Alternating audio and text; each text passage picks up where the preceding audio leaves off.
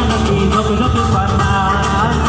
একবার যেই কইরা তাকাস লাগে ঝাকাস পদ্মা নদীর ইলিশ খাইয়া রূপখানা কি ঝকঝকে পানা ওরে বাংলা দেশের মেয়ে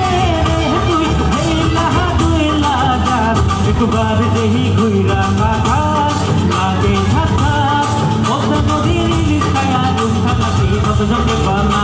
একবার যেই কইরা তাকাস লাগে ঝাকাস পদ্মা নদীর ইলিশ খাইয়া রূপখানা কি ঝকঝকে পানা